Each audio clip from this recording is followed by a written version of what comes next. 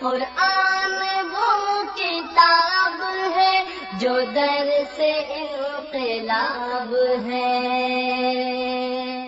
سمجھ کے گر کوئی پڑھے تو نور علی نور ہے۔ الرحمن الرحیم،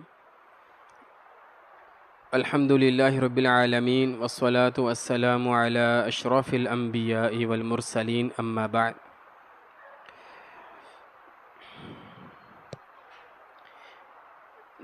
سیرت النبی کے نبوی دور کا ہم نے آغاز کر لیا تھا۔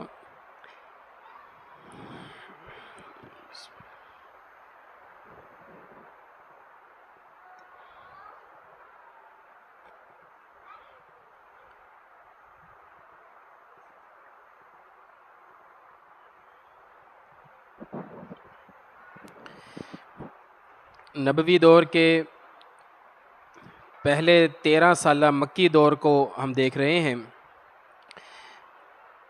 اس مکی دور میں سے پہلے 10 سال، جس میں پہلے 3 سال انفرادی دعوت کے ہیں اور اگلے 7 سال اعلانیہ یا دعوت عام کے ہیں۔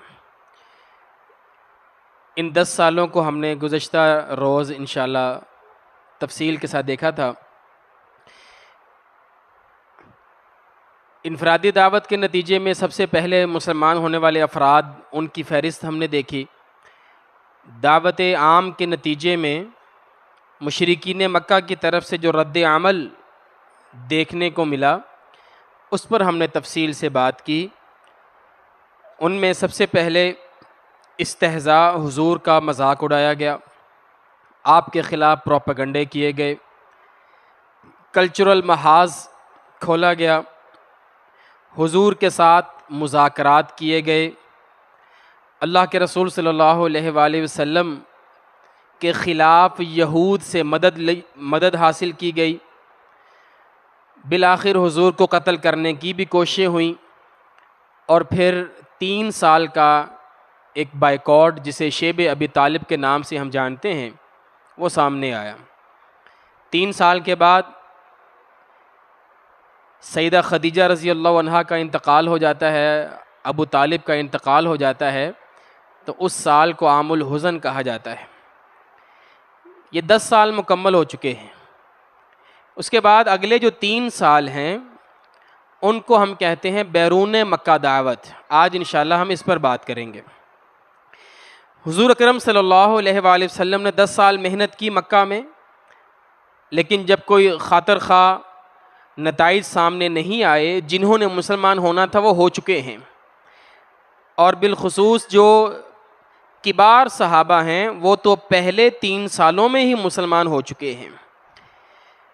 تو 10 سال کے بعد پھر حضور نے یہ ارادہ فرمایا کہ ہم مکہ سے باہر دعوت دیتے ہیں، شاید کہ کوئی اور علاقے والے ہمیں بھی قبول کر لیں، ہمارے دین کو بھی قبول کر لیں، تو ہم مکہ سے اس جگہ پر ہجرت کر جائیں، بالکل ویسے جیسے آپ مدینہ ہجرت کر گئے۔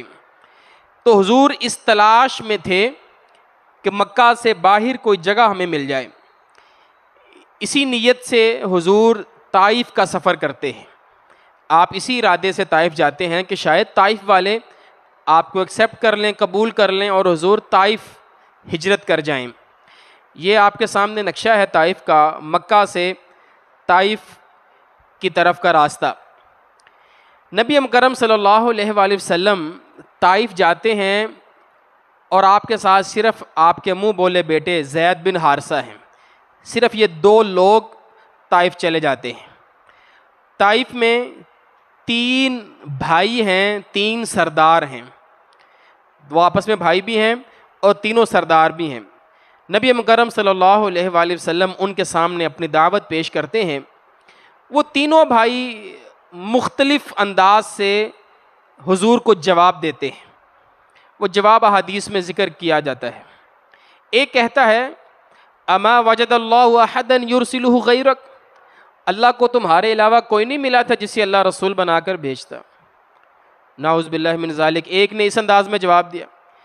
ایک کہتا ہے کہ اگر واقعی تم اللہ کے رسول ہو, اللہ نے تمہیں رسول بنا کر بھیجا ہے, تو میں خانہ کعبہ کا غلاف پھاڑ دوں گا, اللہ کو تم ہی ملے تھے.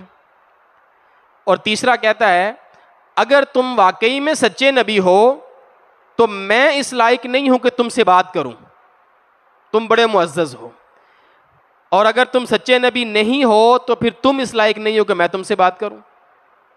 نعوذ باللہ من ذالک. اس نے بھی حضور کو ٹھکرا دیا. جب 3 سرداروں کو دعوت دے کر حضور ہٹے تو آپ نے ان سے کہا کہ بھائی جو تم نے مجھے کہنا تھا کہہ لیا, اب مجھے نا یہاں پر دعوت دینے دو, اس بات کو نا بڑھانا چڑھانا نہیں تم نے, یہ بات ادھر ہی دبا دو جو تمہاری میری بات ہوئی. حضور نے عوام میں دعوت دینا شروع کی. پہلے آپ نے سرداروں کو دعوت دی, بعد میں آپ نے عوام کو دعوت دی, اور کئی دن حضور وہاں پر ٹھہرے. یہ ایسے نہیں تھا کہ آج صبح حضور گئے ہیں اور شام کو انہوں نے پتھراؤ کرنا شروع کر دیا, ایسے نہیں تھا. حضور وہاں پر دعوت دے رہے ہیں.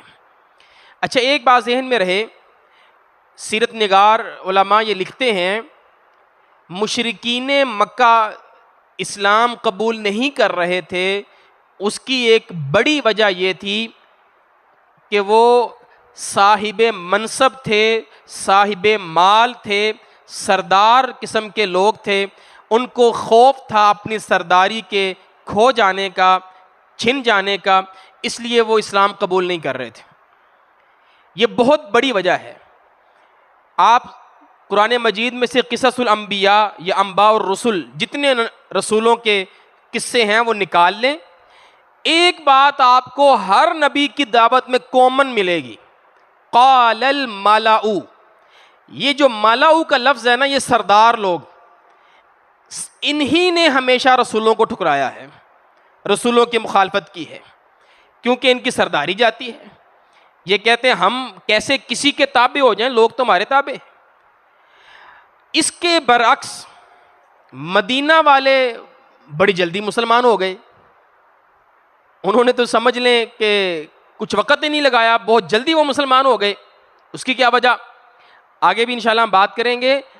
اس کی وجہ یہ ہے کہ مدینہ میں اوس اور خزرج جو 2 قبیلے تھے, ان کی آپس میں لڑائیاں چل رہی تھیں. 150 سال ایک لڑائی چلی جسے جنگ بواس کہا جاتا ہے. حضور کے مدینہ جانے سے 5 سال پہلے وہ لڑائی ختم ہوئی لڑائی. اس لڑائی کے نتیجے میں مدینہ کے بڑے بڑے سردار مارے گئے, قتل ہو گئے. اب مدینہ میں جوان طبقہ ہے, سردار نہیں ہے.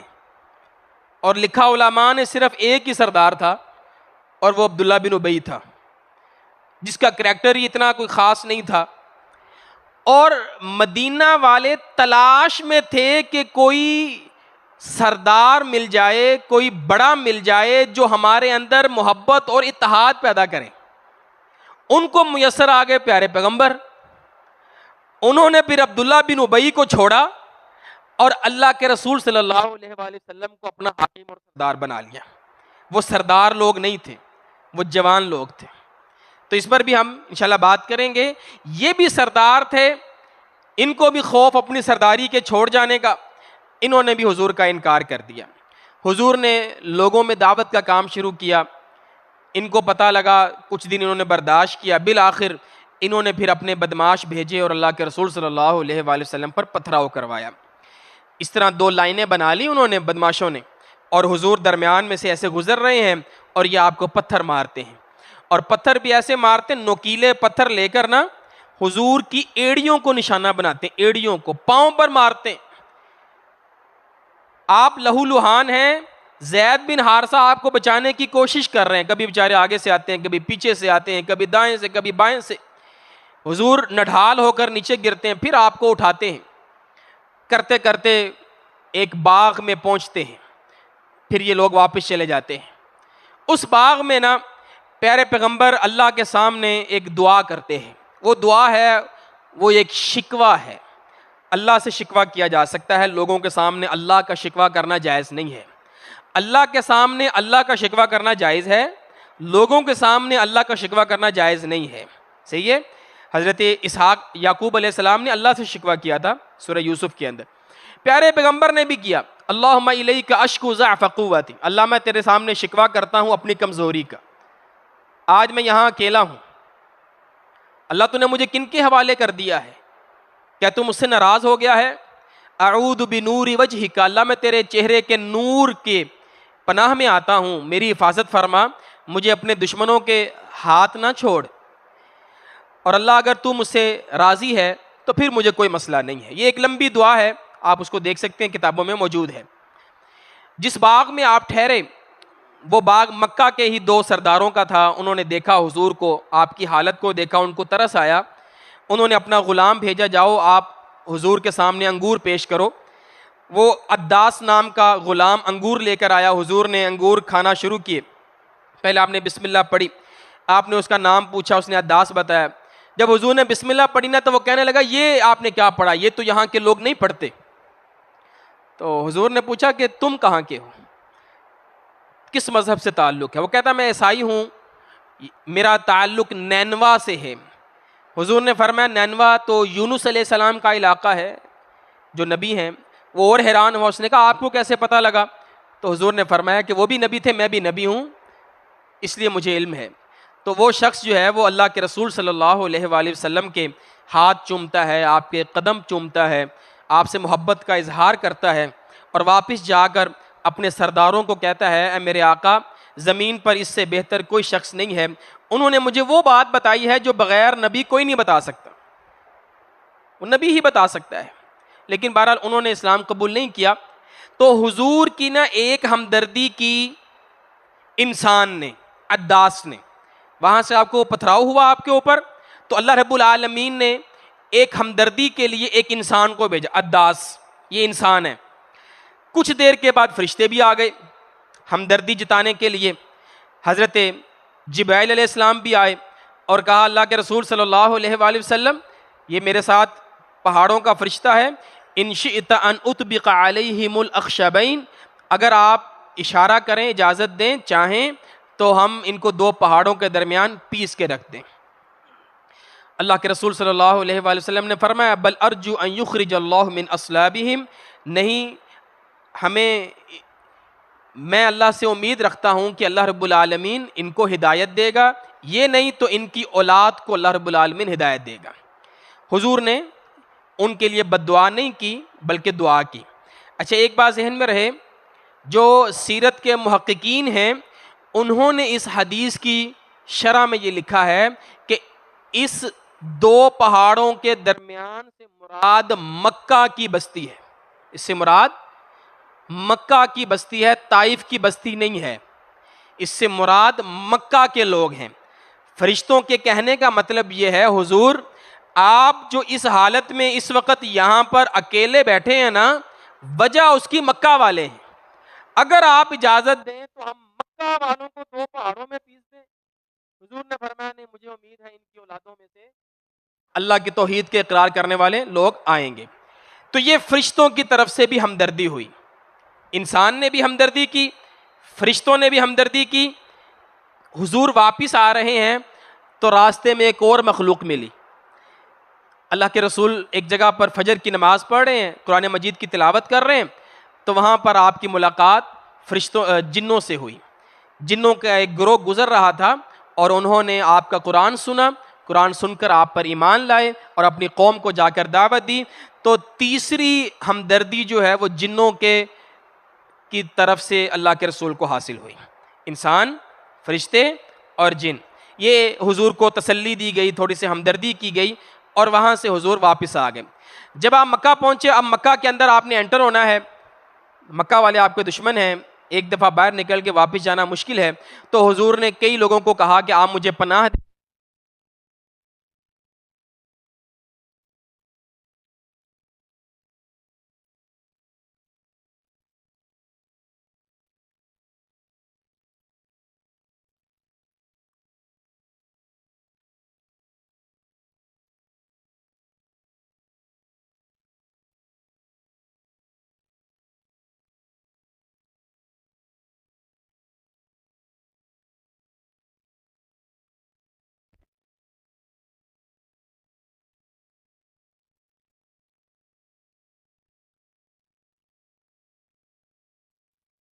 کی زندگی میں پے در پے کچھ مسائل آئے ہیں، جیسے ہم نے دیکھا 3 سال شیب ابی طالب میں آپ نے گزارے، سیدہ خدیجہ کی وفات ہوئی، ابو طالب کی وفات ہوئی، اور متصل بعد حضور طائف گئے، وہاں پر بھی آپ کے ساتھ غلط رویہ اپنایا گیا۔ یہ 3-4 واقعات جب پے در پے ہوئے نا، تو بحیثیت انسان مایوس بھی ہوتا ہے، اس کے حوصلہ شکنی بھی ہوتی ہے۔ اللہ رب العالمین نے پھر پیارے پیغمبر کا موڈ صحیح کرنے کے لیے، آپ کا مزاج بہتر کرنے کے لیے، آپ کی حوصلہ افزائی کے لیے اپنے نبی کو معراج کروائی۔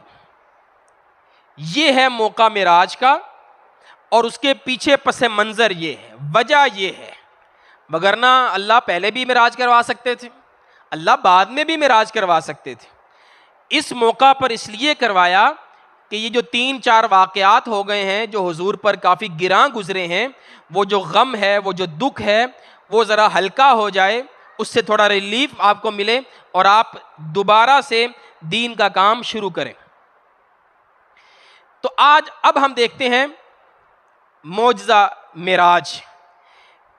پہلی بات یہ ذہن میں رہے کہ یہ سیر ہے، سفر نہیں ہے، اسے ہم کہتے ہیں سیر، کیونکہ سفر کے مقاصد اور ہوتے ہیں، سیر کا مقصد اور ہوتا ہے۔ سفر آپ کو تھکاتا ہے، سیر تھکاتی نہیں ہے آپ کو، سیر ریلیکس کرتی ہے آپ کو۔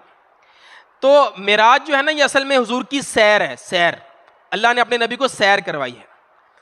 اس کے 2 حصے ہیں، اسراء اور معراج۔ اسراء کہتے ہیں زمینی سفر کو، معراج کہتے ہیں آسمانی سفر کو۔ زمینی سفر بیت اللہ سے بیت المقدس، یہ زمینی سفر، اسے اسراء کہتے ہیں، اور پھر بیت المقدس سے آسمانوں کا سفر، اسے معراج کہتے ہیں۔ یہ حضور کی زندگی کا قرآن مجید کے بعد سب سے بڑا معجزہ ہے۔ معجزہ وہ ہوتا ہے جو دوسروں کو عاجز کر دے، خرق عادت کوئی کام ہونا۔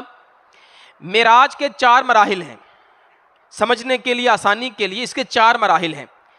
پہلا مرحلہ ہے بیت اللہ سے بیت المقدس کا سفر، دوسرا مرحلہ ہے مسجد اقصیٰ سے سدرۃ المنتہا کا سفر، پھر تیسرا ہے سدرۃ المنتہا سے مسجد اقصیٰ، اور پھر مسجد اقصیٰ سے بیت اللہ۔ واپس بھی حضور مسجد اقصیٰ ہی آئے ہیں، سیدھا بیت اللہ نہیں اترے، مسجد اقصیٰ ہی آئے ہیں۔ یہ 4 مرحلے ہیں۔ پہلا مرحلہ ہے مسجد حرام سے مسجد اقصیٰ۔ حضرت انس فرماتے ہیں حضور سو رہے تھے، فرشتوں نے آپ کو اٹھایا اور بیت اللہ لے گئے، وہاں پر جبرائیل علیہ السلام آئے، آپ کا شق صدر ہوا۔ یہ بھی ایک موقع ہے شق صدر کا، اور اس کی وجہ علماء یہ بیان کرتے ہیں تاکہ آپ کو وہ قوت دی جائے کہ جس سے آپ وہ غیبی امور دیکھ سکیں جو اللہ رب العالمین نے آپ کو دکھائے۔ دنیا میں بھی عالم برزخ دکھایا، پھر عالم ارواح اور آسمانوں کی سیر اور جنت اور جہنم کے مناظر آپ کو دکھائے، تو اس کے لیے تیاری وہ یہ شق صدر ہے۔ حضرت جبرائیل علیہ السلام نے آپ کے دل مبارک کو نکالا یا شق صدر کیا، تو آپ کے دل سینے کے اندر ایمان اور حکمت کو بھر دیا، ایمان اور حکمت کو بھر دیا، اور پھر دوبارہ سے اس کو سی دیا۔ اب حضور کو وہاں سے لے جایا گیا۔ قرآن مجید میں اسراء کا ذکر سورہ بنی اسرائیل کے آغاز میں ہے، سبحان الذی اسریٰ بعبدہ لیلا من المسجد الحرام الی المسجد الاقصی الذی بارکنا حولہ۔ آپ نقشہ دیکھ سکتے ہیں، یہ مکہ مکرمہ ہے، اور یہ القدس فلسطین بیت المقدس مسجد اقصیٰ، یہ اوپر شمال کی طرف ہے۔ یہ کافی زیادہ راستہ ہے، ہزاروں کلومیٹر کا راستہ ہے۔ یہ جو زمینی سفر ہے نا، یہ حضور نے براق پر کیا ہے۔ یہ براق ایک سواری ہے، انبیاء کی سواری ہے، یہ صرف حضور کے لیے نہیں ہے، پہلے بھی نبی اس براق پر سواری کرتے رہے ہیں۔ یہ تیز تھی، جہاں آپ کی نگاہ ہوتی ہے اتنی تیز یہ دوڑتی ہے، خچر اور گدھے کے سائز کے برابر ہوتی ہے۔ اس کو وہاں پر بیت المقدس میں باندھ دیا گیا۔ جب بیت المقدس میں حضور پہنچے نا، تو بطور مہمان نوازی کے حضرت جبرائیل علیہ السلام نے آپ کو 2 چیزیں پیش کی، ایک شراب اور ایک دودھ۔ اللہ کے رسول صلی اللہ علیہ وآلہ وسلم نے دودھ کا انتخاب کیا، اور حضرت جبرائیل نے فرمایا اخترت الفطرہ، حضور آپ نے فطرت کا انتخاب کیا ہے، آپ نے فطرت کا انتخاب کیا۔ پھر بیت المقدس میں آپ نے نماز پڑھائی۔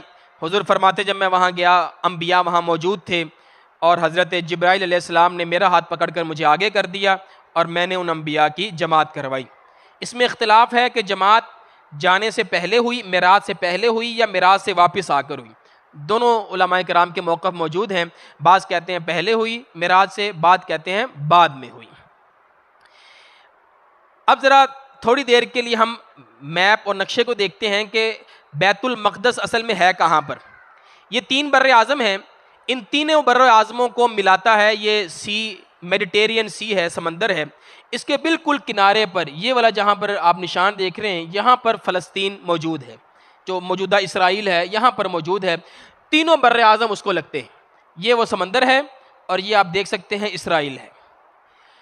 اسرائیل میں ایک شہر ہے یروشلم، یعنی فلسطین میں شہر ہے یروشلم، اس یروشلم کے اندر ہے بیت المقدس۔ ٹھیک ہے جی، ملک کا نام فلسطین ہے، شہر یروشلم ہے، اور اس کے اندر ہے بیت المقدس یا مسجد اقصیٰ جس کو ہم کہتے ہیں۔ مسجد اقصیٰ کا یہ سارا احاطہ ہے، ایک کافی بڑا احاطہ ہے، 35 ایکڑ اس کی جگہ ہے، 35 ایکڑ پر یہ پورا احاطہ ہے۔ یہاں پر آپ کو 2 گنبد نظر آئیں گے، ایک یہ والا سنہری گنبد جسے ڈوم آف دا روک کہا جاتا ہے، اور ایک یہ والا گنبد نظر آئے گا گرے کلر کا گنبد، میں آگے آپ کو دکھاتا ہوں۔ یہ ہے مسجد، اس مسجد کا نام ہے مسجد عمر۔ حضرت عمر نے جب اس کو فتح کیا تھا تو اس مسجد کی بنیاد رکھی تھی۔ اس طرف قبلہ اس طرف ہے، جنوب کی طرف۔ یہ دیکھیں تو یہ جو سنہری رنگ کا گنبد آپ کو نظر آتا ہے یہ درمیان میں ہے، یہ بڑا ہے، اور یہ مسجد عمر ہے، یہاں پر یہ گرے کلر کا گنبد ہے۔ اس تصویر کو دیکھیں، یہ سنہری رنگ کا گنبد، یہ مسجد نہیں ہے، یہ کیا ہے میں بتاتا ہوں آپ کو۔ یہ مسجد ہے گرے کلر کا گنبد۔ یہاں سے دیکھیں وہ پیچھے والا قبۃ الصخرہ ڈوم آف دا روک ہے، اور یہ مسجد ہے۔ ٹھیک ہے جی، یہ مسجد عمر ہے۔ اس مسجد پر یعنی مصلی ہے، پیچھے سارا احاطہ مسجد ہے، وہاں پر نماز ہوتی ہے، عیدین کی نماز میں یہ سارا احاطہ استعمال ہوتا ہے۔ اچھا، یہاں پر بھی آپ دیکھ سکتے ہیں 2 ڈوم ہیں یہاں پر۔ ٹھیک ہے، یہ والا جو ڈوم ہے ڈوم آف دا روک، اس کے اندر اگر آپ جائیں تو نیچے ایک یہ چٹان ہے۔ یہ چٹان وہ چٹان ہے جہاں سے سیڑھی لگی تھی معراج کی، حضور کے لیے یہاں سے سیڑھی لگی تھی معراج پر، آسمانوں پر جانے کے لیے۔ معراج سیڑھی کو کہتے ہیں عربی میں، اس لیے یہ جگہ اہم ہے، اور اس کے اوپر گنبد بنا دیا گیا، یہ سنہری گنبد۔ ٹھیک ہے، یہاں تک سمجھ آ گئی نا آپ کو۔ اس کے نیچے یہ چٹان ہے، اور وہ جو آپ کو میں نے دکھایا یہ والا گنبد گرے کلر کا، یہ مسجد ہے، اس کے اندر نماز ہوتی ہے، یہ مسجد کی جگہ ہے، یہاں پر لوگ نماز پڑھتے ہیں۔ حضور مسجد اقصیٰ سے پھر جب آسمانوں کی طرف گئے ہیں، اسے معراج کہتے ہیں، اس کا ذکر سورہ نجم کے اندر ہے، سورہ نجم کے اندر اس کا ذکر موجود ہے۔ جب آپ آسمانوں پر جاتے ہیں تو ہر آسمان پر فرشتے پوچھتے ہیں کون ہیں، جبرائیل علیہ السلام بتاتے ہیں میرے ساتھ محمد ہے صلی اللہ علیہ وسلم، ان کو بلایا گیا ہے۔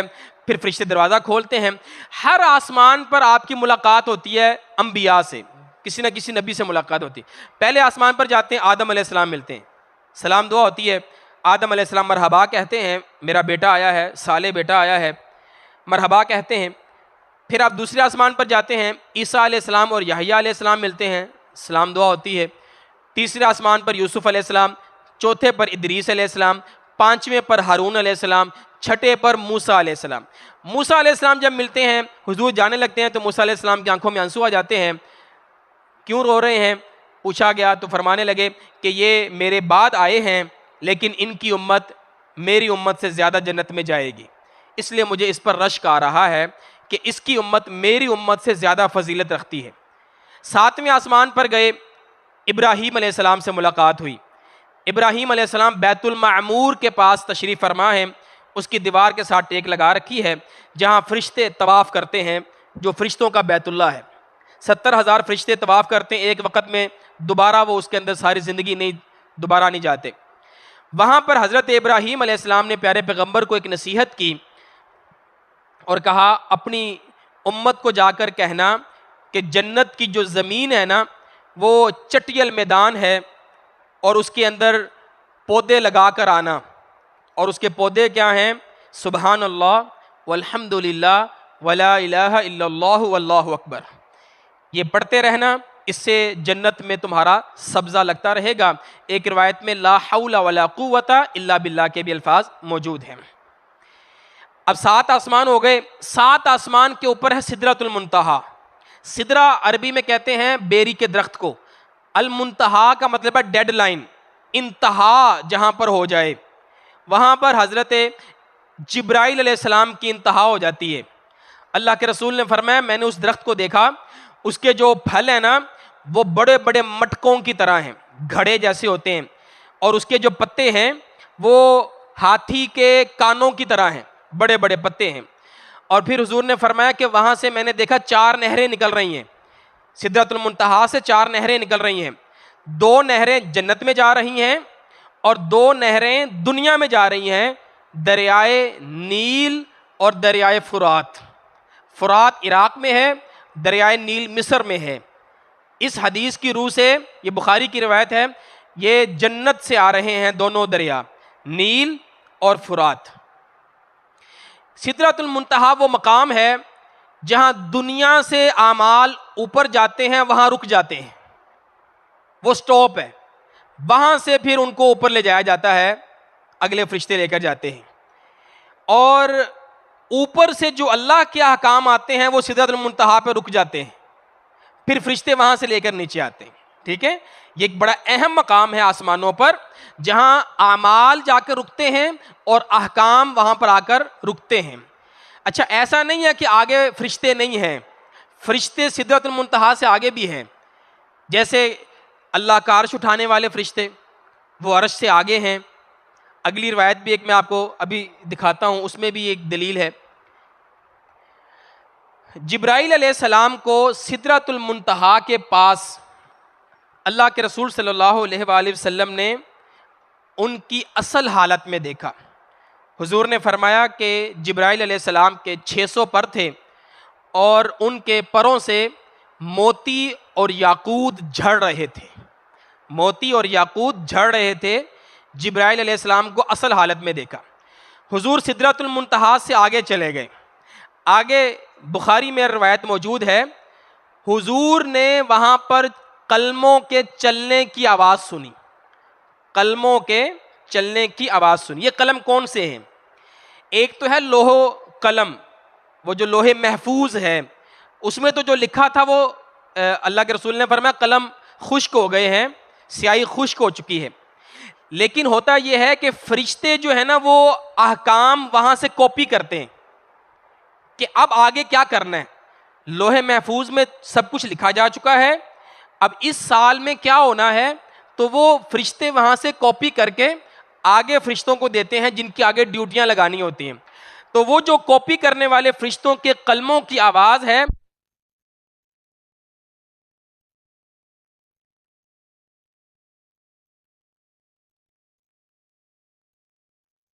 یہ بھی فرشتے ہیں، لیکن ان کی اپنی ڈیوٹیاں ہیں، ان کی اپنی ذمہ داریاں ہیں. سدرۃ المنتہا سے آگے گئے تو اللہ رب العالمین نے 3 تحفے دیے پیارے پیغمبر کو. معراج پر حضور کو 3 تحفے ملتے ہیں. عمومی طور پر ہمیں پتہ ہے کہ بس نماز کا ذکر ہوتا ہے ہمارے ہاں، لیکن 3 تحفے ملے ہیں. پہلی چیز 50 نمازیں جو بعد میں موسیٰ علیہ السلام کے کہنے پر مشورے پر 5 رہ گئی. اللہ نے کہا ثواب میں تمہیں 50 کا ہی دوں گا. یہ ایک تحفہ ہو گیا. دوسرا تحفہ ہے سورہ بقرہ کی آخری 2 آیات، آمن الرسول بما انزل الیہ من ربہ والمؤمنون سے لے کر آخر تک. سورہ بقرہ کی آخری 2 آیات یہ مومنوں کے لیے بشارت ہے، اس کی تفسیر میں آپ دیکھ سکتے ہیں. اور تیسرا جو تحفہ اللہ کے رسول صلی اللہ علیہ وآلہ وسلم کو دیا گیا وہ یہ ہے کہ حضور آپ کی امت کے لوگوں کے ہر گناہ کو ہم معاف کر دیں گے سوائے شرک کے. یہ ایک بہت بڑی خوشخبری ہے کہ بالآخر جو ہے وہ جہنم سے نکال کر موحدین کو جنت میں بھیج دیا جائے گا. اور ہو سکتا ہے اللہ ان کو جہنم میں نہ ہی ڈالے، ویسے بھی اللہ تعالیٰ معاف کر سکتا ہے، لیکن شرط یہ ہے توحید ہو، شرک نہ ہو تو اللہ تعالیٰ معاف کر دے گا. بغیر توبہ کے بھی باقی گناہوں کو اللہ معاف کر سکتا ہے، یا سزا کے بعد اللہ جہنم سے نکال سکتا ہے. اچھا، یہاں پر صرف میں اشارتاً مسئلہ دیدار الہی کہ اللہ کے رسول صلی اللہ علیہ وسلم نے اللہ کو دیکھا ہے یا نہیں دیکھا ہے، اس کے اندر اختلاف ہے، صحابہ کا اختلاف ہے۔ اس میں 4 موقف ہیں۔ بعض کہتے ہیں، صحابہ کہتے ہیں کہ اللہ کے رسول نے اللہ کو دیکھا ہے، آنکھوں سے دیکھا ہے۔ حضرت عائشہ رضی اللہ عنہا اور عبداللہ بن مسعود اس کی نفی کرتے ہیں، آنکھوں سے نہیں دیکھا۔ اور بعض کہتے ہیں کہ آپ کو قلب سے دیکھا ہے، یعنی دل سے اللہ کے رسول نے دیکھا ہے۔ بعض کہتے ہیں آنکھوں سے اللہ کے رسول نے دیکھا ہے۔ بعض کہتے ہیں بس دیکھا ہے، اس کی وہ تفصیل میں نہیں جاتے کہ آنکھوں سے دیکھا ہے یا قلب سے دیکھا ہے۔ اور 5واں موقف ہے توقف۔ بعض علماء کہتے ہیں اس پہ بحث نہیں کرنی چاہیے، اس پر خاموشی اختیار کریں، اللہ رب العالمین بہتر جانتے ہیں دیکھا یا نہیں دیکھا ہے۔ بہرحال یہ ہمارے ایسے مسائل میں سے نہیں ہے جس سے ہمارے بارے میں ہم سے کوئی سوال ہوگا۔ بہرحال یہ اختلافی مسئلہ ہے۔ بعض علماء نے راجح موقف یہ کہا ہے رؤیت قلبی، جو دل سے علماء نے کہا دیکھا ہے، اس کو بعض علماء نے ترجیح دی ہے کہ حضور نے اللہ رب العالمین کا دیدار قلبی کیفیت سے کیا۔ بہرحال اللہ کے رسول صلی اللہ علیہ وآلہ وسلم نے خواب میں اللہ رب العالمین کو دیکھا ہوا ہے۔ جامع ترمذی میں روایت موجود ہے، اللہ کے رسول نے فرمایا آج رات کو میں نے خواب میں اپنے اللہ کو دیکھا، اپنے رب کو دیکھا، اللہ رب العالمین سے بات ہوئی پیارے پیغمبر کی۔ یہ خواب میں دیکھنا یہ کنفرم ہے، یہ صحیح ہے۔ جنت اللہ کے رسول نے دیکھی، جنت کی سیر کروائی گئی، حضور نے فرمایا میں جنت میں داخل ہوا، میں نے دیکھا جنت کے اندر موتی کے گنبد بنے ہوئے ہیں اور اس کی مٹی مشک کی طرح خوشبودار ہے۔ جنت کی مٹی خوشبودار مٹی ہے۔ آپ نے حضرت بلال کے چلنے کی آواز سنی، آپ نے پوچھا، اچھا یہ بڑی اہم بات، حضرت بلال کی آواز آگے آگے سنی، یہ آگے آگے کیوں سنی ہے؟ پیچھے پیچھے کیوں نہیں سنی؟ آگے آگے کیوں سنی؟ حضور فرماتے ہیں میں نے بین یدی فی الجنہ، میں نے اپنے آگے چلنے کی آواز سنی۔ تو علماء مفسرین محدثین نے بیان کیا کہ حضرت بلال نا حضور سے دنیا میں بھی آگے آگے رہتے تھے، خادم تھے نا، آپ کی سواری پکڑ کر آگے آگے ہوتے تھے اور حضور سواری پر ہوتے تھے، اور حضور امام ہوتے تھے، بلال مؤذن ہوتے تھے۔ مؤذن آگے ہوتا ہے، پہلے آتا ہے امام سے۔ حضرت بلال کی ساری زندگی ایسے گزری ہے، وہ حضور کے آگے آگے رہے ہیں، خادم تھے، خدمت کرتے رہے۔ اللہ رب العالمین نے وہی منظر دکھایا کہ جنت میں بھی حضور پیچھے پیچھے آگے آگے بلال جا رہے ہیں۔ جیسی زندگی دنیا میں ویسی زندگی ہی جنت میں۔ اور یہ بھی روایات ملتی ہیں کہ جنت میں جب حضور داخل ہوں گے، آپ کی سواری کی مہار کس کے ہاتھ میں؟ بلال کے ہاتھ میں۔ تو جنت میں پہلے کون داخل ہوگا؟ حضرت بلال، آگے آگے، یعنی کہ آگے آگے ہوں گے۔ تو یہ ایک بڑی اچھی چیز ہے، اس کو علماء کہتے ہیں الجزاء من جنس العمل، جیسا انسان دنیا میں عمل کرتا ہے نا، اللہ ویسے جزا بھی دیتا ہے۔ تو پیارے پیغمبر کی صحبت کا ان کو یہ فائدہ حاصل ہوا کہ جنت میں بھی حضور کی صحبت ملے گی ان کو۔ حضرت عمر رضی اللہ تعالیٰ عنہ کا محل دیکھا اللہ کے رسول نے۔ آپ نے دیکھا ایک محل، پوچھا یہ کس کا محل ہے؟ بتایا گیا کہ یہ آپ عمر کا محل ہے۔ حضور نے ارادہ فرمایا کہ میں اندر جا کر دیکھوں، اس کو دیکھوں تو صحیح کہ عمر کا محل کیسا ہے۔ کہتے پھر مجھے عمر کی غیرت یاد آ گئی، عمر کی غیرت یاد آ گئی کہ اگر اندر عمر کی کوئی حور ہوئی اور میری اس پہ نظر پڑ گئی اور عمر کو پتہ لگا میرے پیارے پیغمبر نے جو ہے وہ میری حور کو دیکھ لیا ہے، تو عمر تو بڑا غیرت مند ہے۔ اللہ کے رسول اندر نہیں گئے، آپ نے واپس آ کر حضرت عمر کو بتایا، عمر میں جا رہا تھا پر مجھے تیری غیرت یاد آ گئی۔ حضرت عمر کی آنکھوں میں آنسو آ گئے، کہا یا رسول اللہ میں آپ سے غیرت کروں گا۔ آپ چلے جاتے ہیں اندر دیکھتے، لیکن آپ اندازہ کریں حضرت عمر کی غیرت کا، جس کا خیال پیارے پیغمبر بھی کرتے۔ اسے کہتے ہیں غیرت، اپنے گھر والوں کی غیرت، دوسروں کو احساس ہو یار انہوں پتہ لگ گیا تو یہ برا منائے گا۔ جہنم کے بھی مناظر آپ کو دکھائے گئے۔ حضور نے جہنم کے داروغے کو دیکھا جس کا نام مالک ہے، قرآن مجید میں بھی ذکر ہے اس کا، مالک۔ اس نے آپ سے سلام کی، وہ نہ ہنس نہیں رہا تھا، مسکرا نہیں رہا تھا۔ تو حضور نے جبرائیل سے پوچھا بھائی یہ مسکراتا کیوں نہیں ہے، ہنسا کیوں نہیں ہے؟ تو حضرت جبرائیل علیہ السلام فرمانے لگے حضور اس کے چہرے پر اللہ نے مسکراہٹ نہیں بنائی، یہ تو جہنم پر کھڑا ہے، اس نے کوئی ویلکم تھوڑی کرنا ہے وہاں پر مسکرا کر، وہ تو جنت کے فرشتے ہیں جو سلام کریں گے اور ویلکم کریں گے۔ حضور اگر اس نے کبھی مسکرانا ہوتا واللہ یہ آج مسکراتا، آپ کو دیکھ کر، یہ آج بھی نہیں مسکرایا۔ آپ دیکھیں، اندازہ کریں حضور کو دیکھ کر بھی نہیں مسکرایا، اس کی کیا شدت ہوگی۔ اس کو آپ نے دیکھا. پھر آپ فرماتے ہیں میں نے ایک شخص کو دیکھا کہ جس کی انتڑیاں جو ہے وہ اس کے پچھلے راستے سے باہر نکلی ہوئی ہیں. نہیں اچھا یہ وہ ہیں کہ اس کے ہاتھ میں آگ کی کینچیاں ہیں اور وہ اپنی زبانیں کاٹ رہے ہیں, اپنی زبانیں کاٹ رہے ہیں, آگ کی کینچیاں ہیں. تو حضور نے پوچھا کہ یہ کون ہیں؟ تو آپ کو بتایا گیا خطباء من اہل الدنیا, یہ خطیب ہیں, یہ خطباء ہیں اہل دنیا, اہل دنیا کے خطباء ہیں. یہ بڑی ایک اہم چیز ہے. خطیب دو طرح کے ہوتے ہیں, ایک اہل الآخرہ ہوتے ہیں, ایک اہل دنیا ہوتے ہیں. ایک وہ ہوتے ہیں جو آپ کو آخرت کی طرف بلاتے ہیں, ایک وہ ہوتے ہیں جو آپ کو دنیا کی طرف بلاتے ہیں. یہ وہ ہیں جو آپ کو دنیا کی طرف بلاتے ہیں. علماء ربانی, علماء ربانی کی نشانیوں میں علماء نے لکھا ہے وہ عالم جس کے پاس بیٹھ کر آپ کو دنیا حقیر لگے اور آپ آخرت کی کوشش کریں, وہ عالم عالم ربانی ہے. اور جس کے پاس بیٹھ کر آپ دنیا کی محبت اور بڑھ جائے آپ کے ذہن میں, دل میں, وہ عالم ربانی نہیں ہو سکتے, وہ علماء سو میں سے ہوتے ہیں. وہ کہا وہ اپنی زبانیں کاٹ رہے ہیں یا ان کے منہ کاٹے جا رہے ہیں آگ کی کینچیوں سے. یہ کون لوگ تھے؟ لوگوں کو نیکی کا حکم دیتے تھے, خود وہ نیکیاں نہیں کرتے تھے, یعنی فرائض سر انجام نہیں دیتے تھے, اور اللہ کی کتاب حالانکہ وہ پڑھتے تھے پھر بھی وہ عقل نہیں کرتے تھے. یعنی پڑھے لکھے لوگ تھے, فرائض میں سستی کرتے تھے, لوگوں کو دعوت دیا کرتے تھے. آپ نے دیکھا کچھ لوگ ایسے ہیں جن کے پیٹ جو ہیں وہ بڑے بڑے گھروں کی طرح ہیں اور شیشے نما ہیں, باہر سے نظر آ رہے ہیں کہ ان کے اندر سانپ ہیں, پیٹ ہیں بڑے بڑے اور اندر سانپ ہیں اور باہر سے ٹرانسپیرنٹ ہیں, نظر آ رہے ہیں. تو حضور نے پوچھا یہ کون ہے؟ تو آپ کو بتایا گیا ہؤلاء اکلۃ الربا, یہ وہ لوگ ہیں جو سود کھاتے ہیں, سود خور ہیں, یہ وہ لوگ ہیں. بہرحال روایت یہ والی روایت ضعیف ہے, فضائل میں علماء بیان کرتے ہیں یا ترہیب کے لیے بیان کرتے ہیں. اسی طرح حضور نے دیکھا کہ کچھ لوگ ایسے ہیں جن کے ناخن بڑے بڑے ہیں تانبے کے بنے ہوئے اور وہ اپنے چہروں کو نوچ رہے ہیں. تو پوچھا کہ یہ کون ہیں؟ تو آپ کو بتایا گیا یہ وہ لوگ ہیں جو اپنے مسلمان بھائی کی غیبت کرتے ہیں, اس کی پیٹھ کے پیچھے اس کی باتیں کرتے ہیں, اس کا ٹھٹھا کرتے ہیں, اس کا مذاق کرتے ہیں اور اپنی محفلوں کو سجاتے ہیں اپنے مسلمان بھائی کی غیبتوں سے. یہ وہ لوگ ہیں.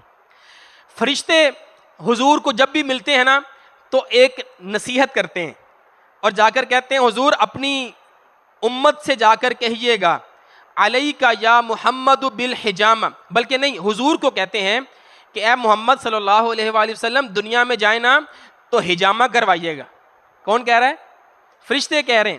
سنن ابن ماجہ میں روایت, اللہ کے رسول دنیا میں جائیں تو حجامہ کروائیے گا. تو حجامہ جو ہے یہ ایک اچھا طریقہ ہے, علاج ہے. حضور معراج سے واپس آتے ہیں, بیت المقدس آئے پہلے آپ اور وہاں سے پھر آپ بیت اللہ آئے. صبح آپ نے اس بات کو لوگوں کے سامنے ظاہر کیا کہ میں رات کو بیت المقدس گیا. اچھا حضور نے یہ نہیں کہا میں آسمانوں پر گیا, یہ بڑی اہم بات ہے. حضور نے کہا میں بیت المقدس گیا تھا. انہوں نے کہا یہ کیسے ہو سکتا ہے؟ جب انہوں نے یہی نہیں مانا کہ بیت المقدس گئے ہیں تو آسمانوں کا ماننا تھا انہوں نے. آپ دیکھیں نا, پہلی بات آپ نے کی میں بیت المقدس, انہوں نے کہا یہ کیسے ہو سکتا؟ حضور نے اگلی بات ہی نہیں کی, ان سے کیا بات کرنا اگلی. تو وہ سارا جو واقعہ ہے وہ آپ نے مسلمانوں کو بتایا کہ میں معراج پر گیا, لیکن کافروں کے سامنے آپ نے صرف اسراء کو بیان کیا, میں بیت المقدس گیا. انہوں نے کہا یہ نہیں ہو سکتا. آپ نے فرمایا میں گیا. اچھا ایسا کرو پھر ہمیں بتاؤ بیت المقدس کیسا ہے, اس کے ستون کتنے ہیں, اس کے دروازے کتنے ہیں, اس کی کھڑکیاں کتنی ہیں. حضور فرماتے ہیں میں پریشان ہو گیا ایک مرتبہ, اور وہاں الفاظ ہیں, حضور فرماتے ہیں کہ میں زندگی میں کبھی اتنا پریشان نہیں ہوا جتنا میں اس وقت پریشان ہوا, کہ اگر میں جواب نہ دے سکا تو یہ مجھے جھوٹا کہیں گے, کیونکہ مقصد یہ تھوڑی تھا کہ وہاں جا کے دروازے گنتے اور یہ چیزیں. کہتے پھر اللہ رب العالمین نے میرے سامنے پورا بیت المقدس کر دیا, جیسے ابھی ہم نے دیکھا تھوڑا بہت اس کو. اللہ کے رسول کے سامنے بیت المقدس ہو گیا, جو وہ سوال کرتے حضور اس کو دیکھ کر آپ جواب دے دیتے, آپ اس کو دیکھتے آپ جواب دے دیتے. تو اللہ رب العالمین نے حضور کے سامنے ملٹی میڈیا لگا دیا, یہی والا جو ہم نے لگایا ہوا ہے. تو اس وقت یہ ٹیکنالوجی نہیں تھی, لیکن کچھ ایسے آثار ہمیں ملتے ہیں کہ اللہ رب العالمین نے وہ ساری چیزیں حضور کے سامنے کر دی. اسی موقع پر حضرت ابوبکر صدیق کے پاس ابو جہل گیا, کہنے لگا تمہیں پتہ ہے محمد کیا کہتے ہیں؟ کیا کہتے ہیں؟ وہ کہتے ہیں میں رات کو بیت المقدس گیا. اچھا اگر محمد کہتے ہیں تو پھر سچ کہتے ہیں صلی اللہ علیہ وسلم. سنا ابو جہل کے منہ سے ہے. میں نے آپ کو بتایا تھا اسلام بھی قبول کیا کسی خاتون کنیز کے کہنے پر, اس کی بات سن کر. اور یہاں پر بھی حضور سے نہیں سنا, کیا ہاں یہ ضرور کہا ہے اگر حضور نے کہا ہے نا تو پھر سچ ہے. تو یہاں پر حضرت ابوبکر صدیق کا لقب پڑا سمی ابو بکر الصدیق. تو یہ معراج کا جو پوری یہ جو سیر ہے اصل میں یہ حضور کے کو حوصلہ دینے کے لیے, آپ کو اس غم اور اس ٹینشن سے نکالنے کے لیے تھا. ٹھیک ہے جی, یہاں تک سمجھ آ گئی. اب حضور نے کیا کیا, جیسے آپ وہاں سے واپس آئے نا آپ نے دعوت کا کام اور تیز کر دیا. آپ فریش ہو گئے, جنت جہنم اور آسمانوں کی سیر کی, اللہ سے باتیں کی آپ نے, تو آپ فریش ہو گئے. آپ نے زیادہ پھر دعوت کا کام نئے سرے سے شروع کر دیا. اب حضور کی اسٹریٹجی کیا ہے؟ پہلے تو آپ چلے گئے طائف, شہر سے باہر. اب آپ نے یہ کام نہیں کیا, اب حضور نے طریقہ کار بدلا. حضور نے سوچا کہ لوگ جو مکہ آتے ہیں حج کرنے کے لیے تو میں باہر جاؤں گا, اس سے بہتر یہ ہے کہ میں جو لوگ حج کرنے کے لیے آتے ہیں مینا میں خیمے لگاتے ہیں میں ان کے پاس جاؤں گا, ان کو وہاں پر دعوت دوں گا, اور اگر کسی نے میری دعوت کو قبول کر لیا تو پھر ہم ان کے ساتھ آگے مراحل کو چلائیں گے اور ان کے پاس چلے جائیں گے. تو اللہ کے رسول صلی اللہ علیہ وآلہ وسلم مینا میں حج کے موقع پر قبائل کو دعوت دے رہے ہیں. حضور کی دعوت کیا ہے؟ یہ بڑی اہم چیز ہے. کس چیز کی آپ دعوت دے رہے ہیں اس موقع پر؟ آپ فرماتے ہیں یأمرکم ان تعبدوا اللہ ولا تشرکوا بہ شیئا, لوگوں میں اللہ کا رسول ہوں, دعوت یہ ہے اللہ کے علاوہ کسی اور کی عبادت نہیں کرنی, شرک نہیں کرنا. وَأَن تَخْلَعُوا مَا تَعْبُدُونَ مِن دُونِ, اللہ کے علاوہ جتنے بتوں کی عبادت کرتے ہو چھوڑ دو ان کو. وَأَن تُؤْمِنُوا بِي وَتُصَدِّقُوا بِي, میرے اوپر ایمان لاؤ, میری تصدیق کرو.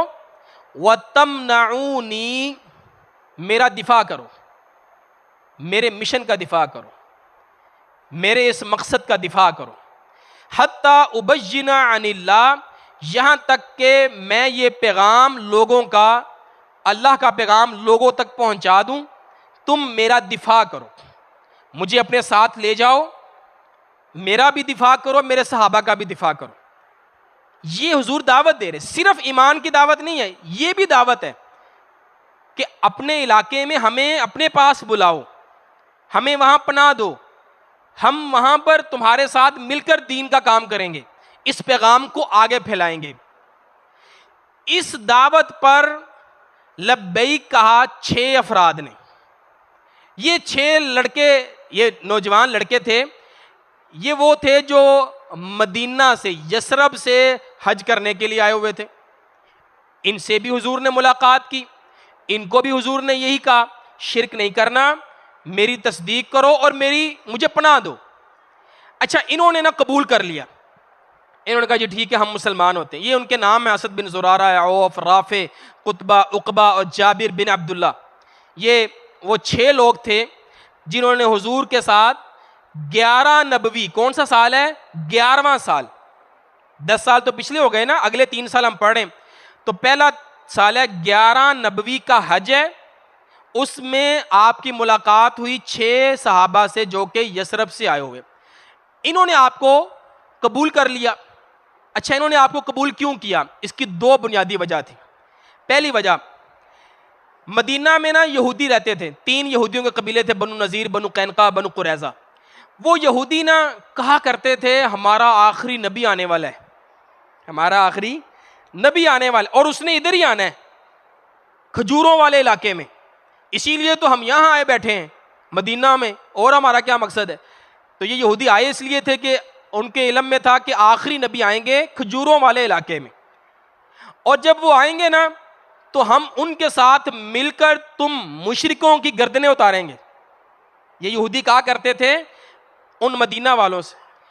وہ جب اللہ کے رسول سے ملے نا, انہوں نے کہا بھائی یہ وہی نبی ہے جس کا ذکر یہودی کرتے ہیں, اس سے پہلے کہ یہودی ان کو قبول کریں، ان کو مان لیں، تسلیم کریں، ہم ان کو مان لیتے ہیں۔ ان یہودیوں کی دعوت کی وجہ سے یہ 6 لوگ مسلمان ہو گئے۔ اور دوسری وجہ میں نے آپ کو ابھی بتایا، جنگ بواس، 120 سال سے لڑائی ہو رہی تھی، 5 سال قبل ہی یہ لڑائی ختم ہوئی، اور یہ چاہتے تھے کہ کوئی ایسا حکمران آئے، کوئی ایسا سربراہ، کوئی ایسا سردار ہمارا آئے جو ہمیں جوڑ دے، امن لے کر آئے۔ اور یہ جوان باقی رہ گئے تھے، اور پورے یثرب کے اندر عرب کا یعنی اوس اور خزرج کا صرف ایک ہی سردار باقی بچا تھا، اور وہ تھا عبداللہ بن ابی، اور اس کو انہوں نے انتخاب بھی کر لیا تھا، لیکن جب پیارے پیغمبر آ گئے تو پھر اس کو انہوں نے چھوڑ دیا۔ یہ 2 وجوہات تھیں ان کا حضور کو قبول کرنے کی۔ اچھا، وہ چلے گئے واپس، انہوں نے جا کر مدینہ میں ورک کیا، دعوت دی اور لوگوں کو۔ اگلے سال وہ 13 افراد آئے، 13 افراد مسلمان ہو کر، پچھلے بھی وہ 5-6 وہ بھی صحابہ تھے، اور مزید صحابہ اللہ کے رسول صلی اللہ علیہ وسلم کے پاس آئے۔ نبوی 12واں سال ہے، نبوی حج کا موقع ہے، یہ 13 افراد آئے، حضور نے ان سے بیعت لی۔ اس بیعت کو کہتے ہیں بیعت عقبہ اول۔ یہ ایک بیعت ہے جو اللہ کے رسول صلی اللہ علیہ وآلہ وسلم نے ان سے لی۔ اس بیعت کے الفاظ یہ ہیں، اللہ کے رسول نے کہا تم میرے ہاتھ پر بیعت کرو، تم شرک نہیں کرو گے، تم چوری نہیں کرو گے، تم زنا نہیں کرو گے، تم اپنی اولادوں کو قتل نہیں کرو گے، تم کسی پر غلط بہتان نہیں لگاؤ گے، اور نیکی کے کاموں میں میری نافرمانی نہیں کرو گے۔ انہوں نے کہا جی ٹھیک ہے، اس پر ہم آپ کی بیعت کرتے ہیں۔ حضور نے فرمایا اس پوری بیعت کا اجر اللہ کے ہاں ہے، میں نے کوئی نہیں دینا، فَأَجْرُهُ عَلَى اللَّهِ، اس کا اجر تمہیں اللہ ہی دے گا جو ان شرائط کو پورا کرے گا، اور جو اس بیعت کو پورا نہیں کرے گا، اگر تو اللہ نے دنیا میں اس کو سزا دے دی تو وہ اس کا کفارہ بن جائے گا، اور اگر دنیا میں سزا نہ دی تو ہو سکتا ہے اللہ قیامت والے دن اس کو چاہے معاف کر دے، چاہے اللہ اس کو سزا دے۔ یہ بیعت ہوئی، اور اسے کہتے ہیں بیعت عقبہ اول۔ بیعت عقبہ اول، یہ مکہ سے مینا کی طرف آپ جائیں نا، تو مینا جہاں سے آغاز ہوتا ہے اس کے شروع میں ایک جگہ ہے، وہاں یہ مسجد بھی موجود ہے اس وقت، تو وہ مقام تھا، اور وہاں پر خفیہ طور پر اللہ کے رسول نے ان سے بیعت کی تھی۔ 13 افراد سے حضور کی بیعت ہو گئی۔ اب یہ 13 افراد کہتے ہیں حضور سے کہ حضور اب آپ نہ ہمیں کوئی مربی دیں، کوئی معلم دیں، کوئی عالم، کوئی استاد دیں، تاکہ وہ مدینہ میں جائے اور ہم دعوت کا کام کریں۔ تو حضور کا جو انتخاب ہوا وہ حضرت مصعب بن عمیر رضی اللہ تعالی عنہ، حضرت مصعب بن عمیر، ان کو اللہ کے رسول نے بھیجا داعی بنا کر، اور حدیث میں الفاظ ہیں ان کا لقب پڑا پھر بعد میں المقرئ بالمدینہ، مدینہ کے قاری۔ انہوں نے 1 سال دعوت دی مدینہ میں۔ ان کے ساتھ اسد بن زرارہ صحابی مدینہ کے تھے، یہ ان کے گھر میں رہتے تھے، ان دونوں نے مل کر 1 سال بھرپور دعوت دی، اور تقریباً مدینہ کے ہر گھر میں کوئی نہ کوئی بندہ مسلمان ہو گیا۔ اگلے سال یہ لوگ دوبارہ حج کرنے کے لیے آئے، اور یہ ہے 13 نبوی، 13واں سال حضور کا آخری سال، مکہ میں حضور کا آخری سال۔ اس مرتبہ یہ ٹوٹل 75 لوگ ہیں، 73 مرد ہیں، 2 خواتین ہیں۔ یہ مکہ آئے، اور اسی موقع پر اسی عقبہ گھاٹی میں ان کی ملاقات ہوئی جو میں نے آپ کو بتایا مینا سے پہلے آتی ہے۔ اسی جگہ پر یہ حضور سے ملے رات کے اندھیرے میں خفیہ طور پر، اور وہاں ان کی حضور نے ان سے بیعت لی۔ اس بیعت کو کہتے ہیں بیعت عقبہ ثانی۔ پہلی ہے بیعت عقبہ اول، یہ ہے بیعت عقبہ ثانی، اس میں 75 لوگ ہیں۔ یہ والی جو بیعت ہے ذرا تفصیلی ہے، پہلے والی بیعت مختصر تھی۔ اس بیعت کا آغاز کرتے ہیں حضرت عباس بن عبد المطلب، حضور کے چچا، وہ حضور کے ساتھ تھے۔ رات کا وقت ہے، اندھیرے میں خفیہ طور پر یہ میٹنگ ہو رہی ہے۔ عباس کہتے ہیں اے مدینہ والو، اے یثرب والو، یہ بات ذہن میں رکھنا محمد صلی اللہ علیہ وآلہ وسلم اپنی قوم اور اپنے شہر میں عزت اور حفاظت کے ساتھ ہے۔ اگر تم سمجھتے ہو تم اپنے وعدے پورے کر سکو گے اور مخالفین سے ان کی حفاظت کرو گے تو ان کو لے جانے کی ذمہ داری اٹھاؤ، لیکن اگر تم انہیں اپنے ساتھ لے جا کر دھوکہ دینے اور بے یار و مددگار چھوڑنے کا ارادہ رکھتے ہو، بعد میں تم چھوڑ دو گے، تو ابھی سے انہیں چھوڑ دو، نہ لے کر جاؤ، سنبھال لو گے، عرب سے لڑ لو گے، دنیا سے لڑ لو گے۔ انہوں نے یہ بات کی، صحابہ نے سن لی، کہنے لگے جی ہم نے آپ کی بات سن لی، پیارے پیغمبر اب آپ کچھ عرض کیجئے، آپ بتائیے آپ کیا کہتے ہیں۔ اللہ کے رسول نے قرآن مجید کی تلاوت کی، ان کو اسلام کی ترغیب دی، اور پھر آپ نے ان سے بیعت لی۔ آپ نے کہا اچھا یہ بتاؤ کیا تم میری حفاظت کرو گے ویسے جیسے تم اپنے بیوی بچوں کی حفاظت کرتے ہو؟ لڑو گے میرے لیے، جانے دو گے میرے لیے جیسے اپنے گھر والوں کے لیے جان دیتے ہیں؟ حضرت براء بن معرور انصار میں سے ہیں، یعنی کہ انہی میں سے، یثرب والوں میں سے، اٹھے، پیارے پیغمبر کا ہاتھ پکڑا اور کہنے لگے فَنَحْنُ وَاللَّهِ أَبْنَاءُ الْحُرُوبِ، اللہ کے رسول ہم اللہ کی قسم ہم ہتھیاروں کی اولاد ہیں، 120 سال سے ہم لڑ رہے ہیں۔ میں نے ابھی آپ کو بتایا جنگ بواس 120 نسل در نسل ہم لڑ رہے ہیں، حضور ہم تو پیدا ہی ہتھیاروں میں ہوئے ہیں۔ وَأَهْلُ الْحَلْقَ وَرِثْنَاهَا كَابِرًا، ہمیں اپنے بڑوں سے وراثت میں لڑائی ہی ملی ہے۔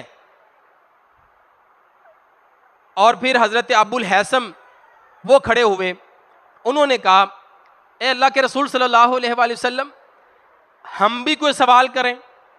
جی کرو۔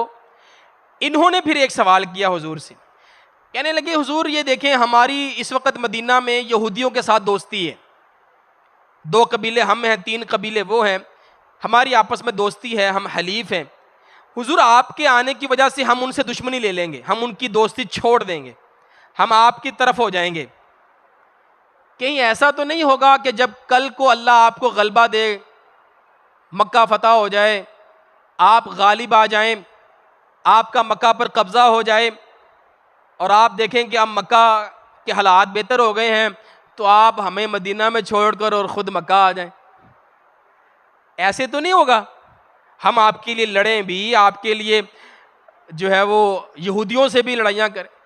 نبی کرم صلی اللہ علیہ وآلہ وسلم مسکرائے اور آپ نے فرمایا ہرگز نہیں، بلکہ خون خون ہے اور ویرانی ویرانی ہے، میں تم میں سے ہوں، تم مجھ میں سے ہو، جس سے تم لڑو گے اس سے میں لڑوں گا، جس سے تم صلح کرو گے اس سے میں صلح کروں گا، میں تمہارے پاس رہوں گا، تمہیں چھوڑ کر واپس نہیں آؤں گا۔ پھر حضور نے ان سے بیعت لی، آپ نے فرمایا سمع اور طاعہ، جو میں کہوں گا میری اطاعت کرنی ہے، تنگی ہو خوشحالی ہو خرچ کرنا پڑے گا، جب میں کہہ دوں گا نا خرچ کرنا ہے تو کرنا پڑے گا، ابھی سے سوچ لو، بعد میں کہوں کہ جی یہ تو اسلام مانگتا ہی بہت ہے، یہ تو ہر وقت ہی جو ہے وہ صدقہ خیرات کا کہتا رہتا ہے، جب بھی کہوں گا دینا پڑے گا۔ غزوہ تبوک کے موقع پر آپ کے علم میں ہے، امر بالمعروف نہی عن المنکر کرنا ہے اور کسی ملامت والے کی ملامت کی پرواہ نہیں کرنی، میری مدد کرنی ہے، بدلے میں وَلَكُمُ الْجَنَّةُ، اللہ تمہیں جنت دے گا۔ اور انہوں نے کہا ہمیں منظور ہے، ہمیں جنت چاہیے، بدلے میں ہم آپ کا دفاع بھی کریں گے، آپ کی اطاعت بھی کریں گے۔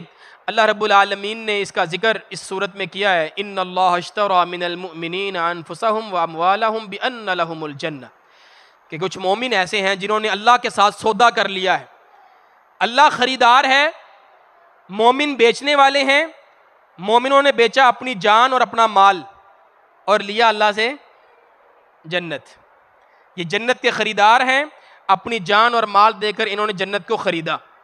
جب یہ بیعت مکمل ہو گئی نا تو اس بستی کا اس وادی کا جو شیطان تھا اس نے چیخ ماری، یا اہل الجباجب، اے خیمہ والو دیکھو محمد اور اس کے ساتھیوں کی خبر کیا ہے، وہ تمہارے خلاف جنگ کے لیے جمع ہو رہے ہیں صلی اللہ علیہ وسلم۔ شیطان نے چیخیں مارنا شروع کر دی، اللہ کے رسول صلی اللہ علیہ وسلم نے اس کو پکارا، ھذا عذب العقبہ، حضور نے فرمایا یہ اس گھاٹی کا شیطان ہے، اور اس کو کہا اے اللہ کے دشمن اما واللہ لافرغن لک، ان قریب میں تیرے لیے فارغ ہو رہا ہوں، یہ ذرا میری مکہ سے ذرا مکہ والوں سے تھوڑی سی جان چھوٹ جائے میری، پھر میں تجھے بھی پوچھوں گا۔ اللہ کے رسول نے کہا میں ان قریب تیرے لیے فارغ ہو رہا ہوں۔ جب یہ بات کی نا حضور نے کہ شیطان نے اعلان کر دیا ہے اور وہ ان کو پتہ لگ جائے گا، تو ایک صحابی تھے حضرت عباس بن عبادہ، وہ کہنے لگے حضور آپ حکم دیں ہم صبح ہی لڑائی شروع کر دیتے ہیں، صبح ہی ان مکہ والوں سے ادھر مینا میں لڑائی شروع کر دیتے ہیں۔ تو یہ ان کے جذبات تھے، حالانکہ یہ حرمت والا مہینہ تھا، حرمت والی جگہ تھی، لیکن ان کے جذبات تھے۔ انہوں نے کہا حضور اگر آپ حکم دیں تو ہم 75 ہیں، تھوڑے ہیں، لیکن ہم لڑنے کے لیے تیار ہیں۔ حضور نے فرمایا نہیں، لم نؤمر بذلک، ابھی ہمیں حکم نہیں ہے۔ حکم کس کا آنا ہے؟ اللہ کا۔